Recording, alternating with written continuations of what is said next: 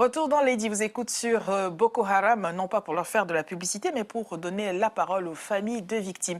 Avec nous sur le plateau, deux invités, Lucie Oumukundwa. Bonjour Lucie. Bonjour. Vous êtes journaliste basée à Kampala, c'est en Ouganda. Vous êtes Oui. correspondante de AITV, ou une émission qui a été interrompue, mais vous continuez à être correspondante pour La Voix de l'Amérique. Ouais. Merci pour votre présence sur le plateau. Vous étiez à Kigali, qui est votre pays, non pas Kigali, Kigali qui est au Rwanda, qui est votre pays d'origine, et les zones en situation de conflit, vous connaissez tout de même. Merci d'avoir accepté de participer à cette émission. Nous avons sur le plateau Cécile Nangazengue. Bonjour Cécile.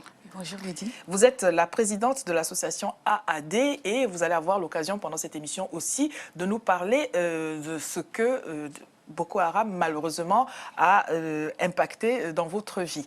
Ensemble pendant 26 minutes pour revenir sur cela. Alors, je voudrais commencer par vous donner la parole, Cécile. Alors oui, merci déjà d'être dans votre plateau. Boko Haram fait énormément de dégâts depuis un certain temps dans l'Afrique, actuellement au Cameroun. J'ai malheureusement perdu le fils unique à mon frère aîné, qui est tombé sous les balles de cette nébuleuse. Et pas que lui, il n'est pas le seul. Hein. Vous avez vu dernièrement au Cameroun, à Yaoundé, on a fait la levée de corps de 40 corps de soldats et des militaires, tous grades confondus. Ce que le Cameroun, mon pays, n'a jamais connu depuis que je suis née. Et donc, quand vous voyez 40 corps, c'est des corps officiels, des corps militaires, mais les corps des civils dans cette région du Nord. Malheureusement, les gens pensaient que cette guerre allait se passer seulement au Nord. Mais si les levées de corps ont été faites à Yaoundé, ça veut dire que c'est une guerre qui touche tout le Cameroun entier. Donc, le Cameroun n'est pas la seule victime. Je suis ici sur le plateau en tant que la tante d'une victime, mais je représente toutes les familles camerounaises qui, de près ou de loin, sont touchées par cette nébuleuse.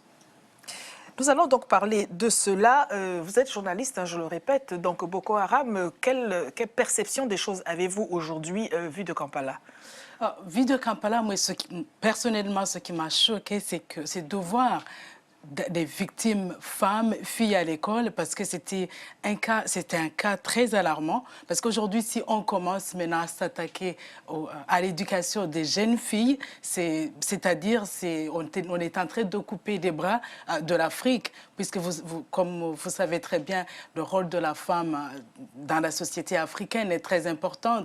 Et aujourd'hui, si les familles ne sentent plus la sécurité à l'école des jeunes filles, où est-ce que va l'Afrique sans éducation des jeunes filles? Parce que quand j'ai entendu pour la première fois le kidnapping des jeunes filles à l'internat, je me suis dit que maintenant toute la région va commencer à avoir peur d'envoyer leurs jeunes filles à l'école, puisque c'était le seul endroit où la fille africaine se sentait en sécurité. Et si on commence à s'attaquer à l'éducation des jeunes filles, où est-ce que l'Afrique va aujourd'hui? Alors, ce qu'il faut rappeler, c'est que le Cameroun est frontalier du Nigeria et ce qui a commencé à se passer au Nigeria se passe donc aussi désormais au Cameroun. Et ainsi que vous le disiez à juste titre, ça n'est pas confiné qu'au nord du Cameroun comme on voudrait pouvoir le penser. Parce qu'au moins, lorsque l'armée camerounaise va donc sur le terrain, l'armée camerounaise n'est pas constituée que de personnes originaires du nord du Cameroun. On a des personnes de tout le pays et on voit que tout le pays peut commencer par là seulement à être touché. Il y a eu des marches, vous avez participé à ces marches en votre qualité de trésorière d'une association. Oui, effectivement, le Cameroun tout entier est touché par cette guerre. La marche, le collectif pour la paix en Afrique, qui est une association qui a été créée justement pour venir en aide, soutenir les armées, pas seulement du Cameroun, parce que le président camerounais a fait appel à toute la sous-région pour pouvoir faire un bloc. Et merci d'ailleurs à tous ces présidents qui participent au soutien pour justement éradiquer cette nébuleuse. Quand on lance un recrutement militaire au Cameroun, c'est toutes les régions, c'est du nord au sud. Et au plus, le Cameroun aussi, c'est pas une région, enfin, les gens ont toujours tendance à croire qu'on est sédentaire chez nous. C'est peut-être vrai. Mais au nord du Cameroun, il n'y a pas que les gens du Nord. Il y a toute la région, toutes les régions du Cameroun qui y sont représentées. Et moi, personnellement, j'ai un petit frère qui était dans la région, qui travaillait là-bas, qui est actuellement sur des béquilles, parce qu'il était au Nord. parce qu'il travaillait pour l'armée camerounaise. Donc, et ça fait 1 an. Donc, les victimes commencent depuis un certain temps. Quand l'économie du Cameroun, toute la région, le Cameroun nourrit toute la région du Tchad, du Nigeria, tous ces produits sont acheminés vers le nord. Là maintenant, rien ne peut plus monter. Économiquement, c'est un désastre. Au niveau des écoles, actuellement, au niveau de la région du Nord Cameroun, il y a 157 écoles qui sont fermées. Vous vous rendez compte? Ce qui rejoint le propos de Madame. Voilà. Quand on sait que même quand les écoles sont ouvertes, les populations majoritairement présentes dans les écoles sont des populations de garçons. Et les quelques filles qui sont là, parfois, donc comme vous disiez, peuvent être détournées du chemin de l'école. Alors j'aimerais qu'on revienne sur un parallèle tout de même. Je disais tout à l'heure que, Rwandaise de votre État, vous avez d'une certaine manière vécu les conflits. Est-ce que vous pensez qu'aujourd'hui, le Cameroun, en l'occurrence, puisque nous en parlons, puisse s'appuyer sur ce qui s'est passé ailleurs pour se projeter vers l'avenir, pour peut-être avoir une attitude beaucoup plus offensive pour éviter ce qu'a vécu le Rwanda, par exemple? Je ne pense pas qu'aujourd'hui, face à Boko Haram, on peut éviter ce qui s'est passé au Rwanda. Vous rappelez que les femmes ont été triplement victimes. Non seulement ils étaient attaqués de gauche à droite, mais aussi il y a des viols derrière. Et la femme, aujourd'hui, quand on voit devant des tribunaux comment les femmes sont embarrassées de pouvoir donner leurs témoignages, c'est-à-dire ça caché jusqu'à vie. C'est pas toutes ces filles qui ont été kidnappées par Boko Haram. Moi, je vois les membres de famille et les enfants qui habitent autour, qui rêvent toujours des attaques de ce genre. Moi, je suis sûre qu'ils vont être traumatisés à vie, comme je vois des femmes rwandaises qui ont été victimes du génocide, des Tutsis qui ont été victimes des viols et des attaques aussi dans les camps des réfugiés. En fait, c'est une situation très, très, très dure à vivre pour les femmes. C'est pas comme les hommes.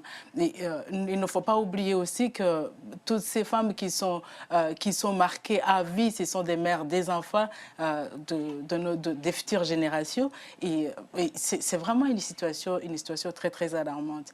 Pour revenir justement à ce qui se passe, quand on le voit à partir de Kampala, où je suis, il y a des gens qui se posent des questions sur l'avenir aussi, parce que les conflits sont en train de s'intensifier, jusque même en Afrique centrale. Vous savez bien qu'il y a Ede Funalu, c'est un groupe armé ougandais aussi, qui est en train de s'identifier à l'islamisme extrême. Et vous voyez aussi Al-Shabaab, vous savez très bien que toute l'armée maintenant est en train de combattre en Somalie.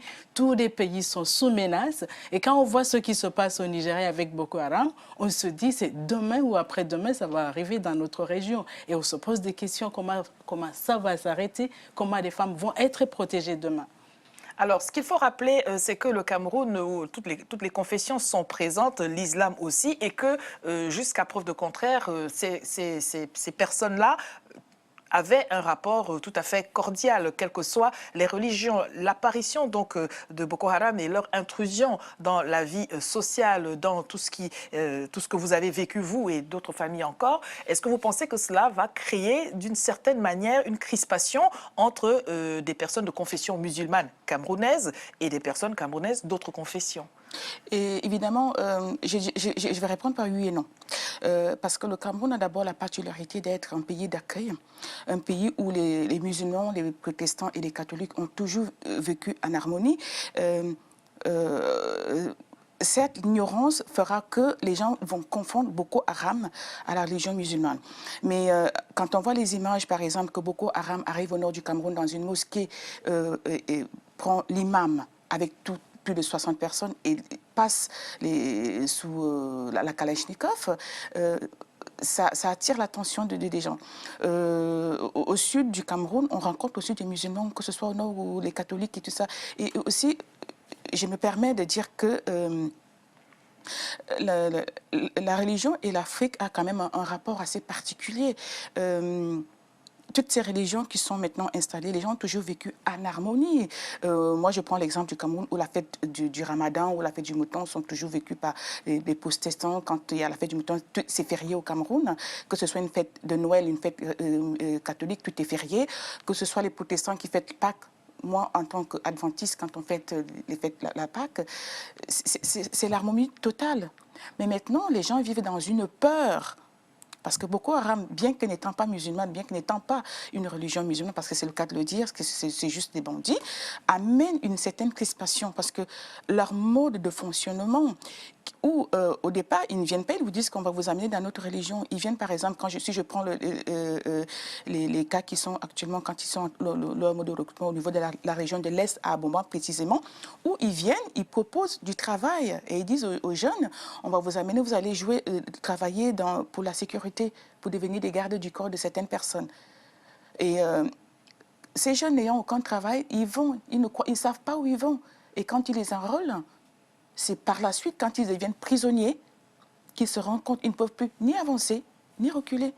Donc, et ça fait très peur. Alors, autre question qui se pose, de par ce que nous dit Madame, ne pensez-vous pas que cela, quelque part, va paralyser les Camerounais en général? Parce que quand on sait que a été enrôlé un tel neveu, un tel fils, un tel petit frère, on est peut-être moins offensif parce qu'on se dit, bon, il est enrôlé, il est prisonnier, je ne vais peut-être pas y aller de toute mon énergie pour pouvoir contrer ce contre quoi je ne suis pas d'accord. Ne pensez-vous pas que ça crée quelque chose d'assez confus, finalement, comme réaction?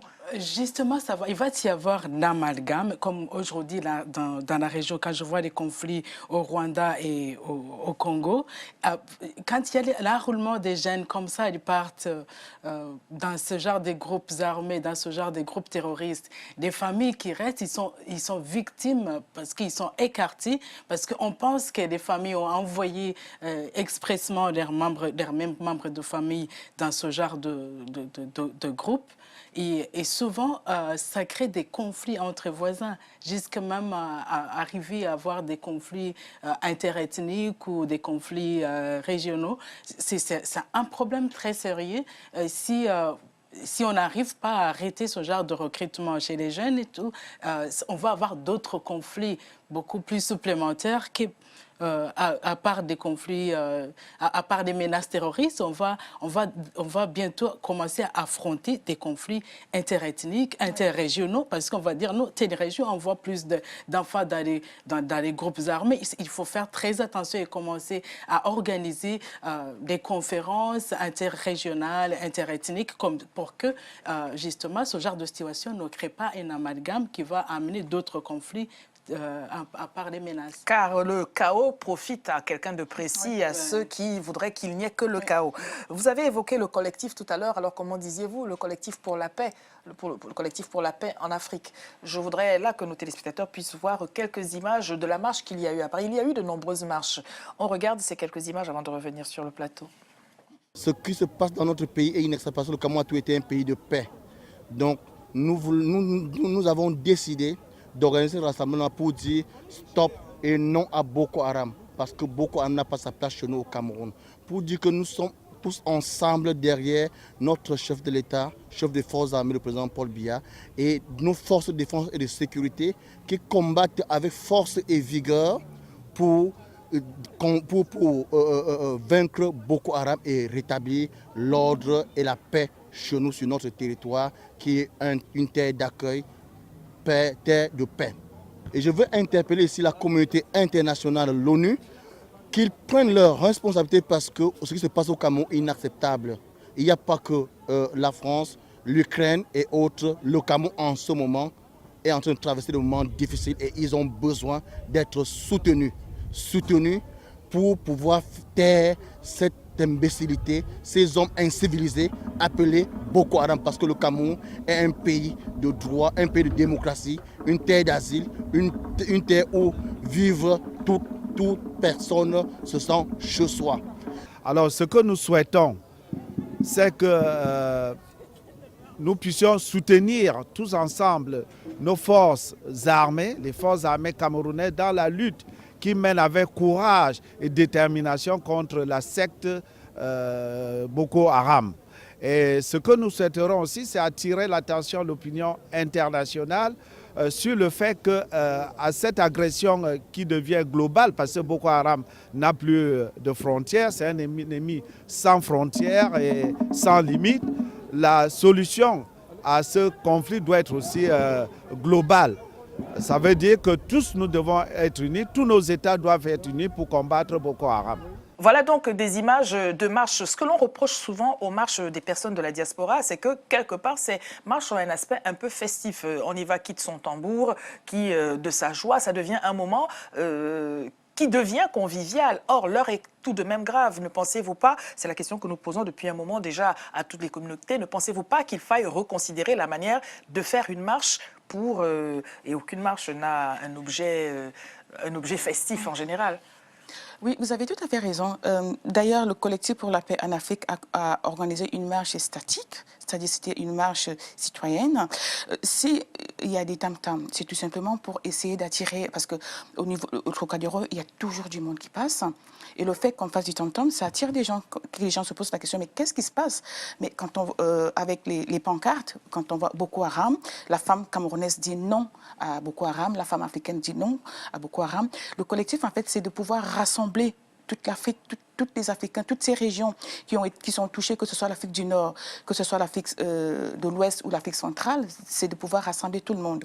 Et au cours de cette marche, on a d'ailleurs un jeune lion qui a composé une chanson, c'est-à-dire intitulée de A à Z, où chaque lettre à A, il lance un message à travers chaque lettre de l'alphabet, justement pour dire non et pour pouvoir sensibiliser les jeunes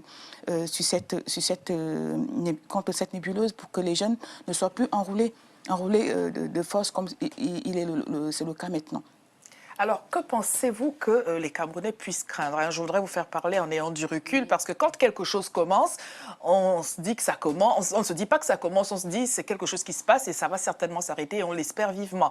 Mais quand on voit que ça prend de l'ampleur, n'est-il pas judicieux de s'appuyer sur d'autres expériences en d'autres lieux, et c'est le cas de ce qui s'est passé au Rwanda, pour quand même, encore une fois, avoir l'attitude appropriée? Vous disiez tout à l'heure, on ne peut pas prévenir, mais tout de même. Ouais, justement, je reviens d'abord sur des manifestations. Les Justement. manifestations, oui. Ouais, il ne faut pas que, en fait, tous les Africains, il faut que les Africains, la diaspora et les Européens se sentent concernés. Parce que ce qui se passe au Cameroun maintenant, en fait, ça a des conséquences et sur l'immigration, et sur les déplacements des populations. Et quand vous commencez à attendre des débats aujourd'hui, l'immigration, ça devient un problème sérieux. C'est à cause de ces conflits. Enfin, moi, je pense qu'il ne faut pas qu'en fait, on voit des menaces de Boko Haram au Cameroun comme étant quelque chose qui ne nous concernait pas.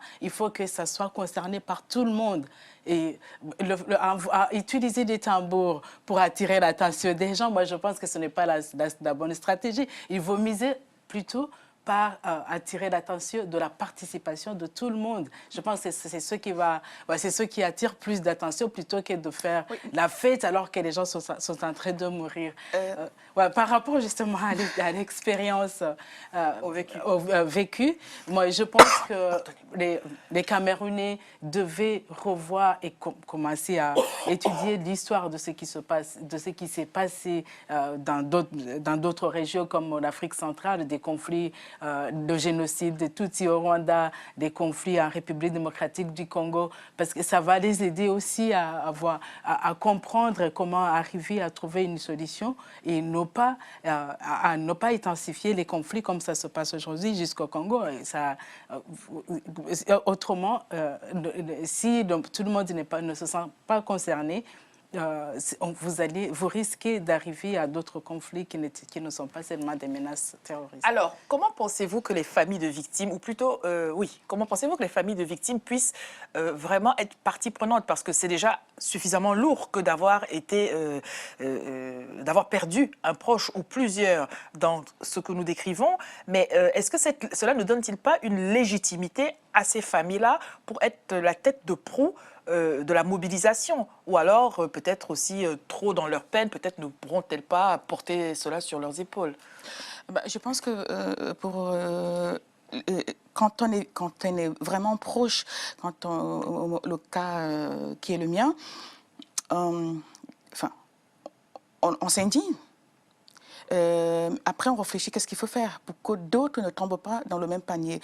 D'où justement cette idée du collectif de pouvoir réunir tout le monde, tous les Africains justement, qui sont passés par là, que ce soit le Congo, que ce soit le Rwanda ou la République ou la centrafricaine, République centrafricaine pour pouvoir mutualiser les compétences, savoir comment est-ce qu'on peut réfléchir, comment est-ce qu'on peut préserver justement pour que ça ne soit pas le chaos total. Parce qu'une mère qui pleure un enfant, elle est complètement, elle est perdue. Elle a besoin d'être conseillée par quelqu'un qui est passé par là. Mais a-t-elle l'énergie nécessaire justement pour rentrer dans tout cela? Parce que ça demande Évidemment. du temps, ça demande de l'énergie, ça demande de l'abnégation. Hein, encore une fois, c'est déjà bien assez d'avoir perdu son enfant, mais s'il faut encore être dans toutes les marches et dans tous les médias pour mobiliser les autres, est-ce que ça n'est pas trop lourd parfois? Évidemment, c'est très lourd. Je prends le cas qui est le mien, parce que quand je lance le collectif pour la paix en Afrique, je ne suis pas en train de penser que je vais avoir mon neveu qui va tomber le lendemain. Ouais. C'est 3 jours avant justement la marche que mon téléphone sonne, que je reçois la nouvelle. Je suis meurtrie. Et je me dis, qu'est-ce qu'il faut? Je pleure. Je me mets, jusqu'à présent, j'ai encore lâché depuis quand je parle de ça. Je me dis, mais on peut faire quelque chose pour que d'autres personnes tombent là-dedans. Et ça me donne toute l'énergie. Je mets de côté tous mes projets pour pouvoir aller justement pour médiatiser. Parce que pourquoi est-ce que ça arrive là? Parce que je pense que si on médiatise, si on préserve ceux qui ne sont pas encore dedans, les choses peuvent s'arrêter là. C'est-à-dire que organiser des conférences de presse, c'est ce que le collectif envisage de faire, pour justement associer tous les Africains et les amis d'Afrique pour que ce problème soit complètement résolu. Résolu, au moins pris en compte, parce que peut-être personne n'a la solution, chacun se mobilise comme il peut. Alors quel regard portez-vous sur le fait que les présidents africains soient venus il y a quelque temps déjà, tous en France, tous comme un seul homme, pour se mobiliser autour de cette cause-là? Et malheureusement, après cette rencontre, on connaît la suite, madame en a fait les frais à ses dépens, et d'autres familles aussi. Moi, je pense que les réunions des leaders, c'est très important. Faire rencontrer tous ces présidents, parce qu'il y a ceux qui ont plus d'expérience par rapport aux autres, par rapport au conflit. Ils vont apprendre comment les autres sont en train de gérer des situations d'après les conflits et comment ils parviennent justement à trouver des solutions. Ça, c'est très important. Mais le fait que les victimes ne sont pas invités, moi je trouve que les solutions, on ne peut pas avoir des bonnes solutions tant que sans impliquer les personnes qui sont très, très, très concernées. Absolument. Alors sur la place, pour parler aussi d'autres personnes qui ne sont pas souvent associées à la table des négociations, comme on le dit, souvent ce sont les femmes. Alors première question, est-ce que vous pensez que c'est les femmes qui vont porter cette mobilisation aussi parce qu'elles donnent la vie, parce que peut-être qu'elles ont une perception avec encore plus d'acuité de ce que c'est que le sens de la vie, et seront-elles invitées à la table des négociations? Voilà des questions qui méritent d'être posées. Moi, je pense que ne pas inviter les femmes dans ce genre de table, c'est une grosse erreur parce qu'ils ils font partie de ceux qui éduquent les enfants, de ceux qui empêchent ces enfants à aller dans les groupes armés ou dans les groupes terroristes. Ce sont ces femmes-là à qui on va avoir des valeurs. Depuis le jeune âge, on est avec sa mère, on va à l'école et on rentre, c'est sa mère qui lui donne à manger. Mais pour autant, est-ce que la mère a les moyens, par exemple, d'empêcher un jeune de se laisser enrôler? Parce que vous le disiez, ils sont là, ces jeunes, ils n'ont pas de travail, ils ont besoin, ils ont des espoirs, ils ont des projets. Soit d'aucuns vont partir à leur risque et péril à l'étranger, soit ils pourraient considérer ce recrutement comme une belle aubaine. Faut-il tout reposer sur les femmes au regard de ce qu'elles qui éduquent les enfants, alors que économiquement et politiquement, ce ne sont pas elles qui tiennent la situation en main? Justement, la question, je pense que la femme elle a un poids, elle a un rôle très important à jouer parce que vous vous rendez compte, la société de maintenant, elle est basée justement sur cette société d'exploitation de l'homme. D'exploitation de la femme par l'homme. Si c'est ce que vous vouliez dire. De l'exploitation de l'homme en général, parce Oui. que vous voyez, quand ce système économique qui est développé et qui amène justement ces guerres, qui amène ces révolutions, parce que Boko Haram, il faut le dire, hein, c'est des bandits, c'est des escrocs. La femme, pourquoi elle n'a pas abandonné totalement? Elle s'est mise... Allez-y. Elle s'est mise dans la positivité en mettant l'éducation de côté. Parce qu'une mère est capable d'empêcher son fils de se retrouver dans une situation comme celle que nous avons maintenant. Capable. Dans la situation de pauvreté, il est souvent très difficile parce que quand je vois les recrutements des enfants dans les groupes armés en Afrique centrale et en Afrique de l'Est, c'est souvent des enfants très vulnérables, dont les familles sont très pauvres, dont on propose aux familles un certain montant d'argent ou on leur promet des richesses dans l'avenir. Mais c'est pour cela que la plupart du temps, vous avez raison, parce que la plupart du cas, en fait, les familles pauvres, ils n'ont pas le choix. N'ont pas de choix. Mais si on arrivait à améliorer les conditions de vie des femmes aussi, je pense que ça va de pair. Alors, nous allons devoir terminer là-dessus. Le temps qui nous est imparti est pratiquement révolu. Je voudrais bien évidemment dédier toute cette émission à toutes les familles de victimes pour leur donner envie de pouvoir continuer malgré tout. Merci à toutes les deux d'avoir accepté de participer à notre émission. Beaucoup.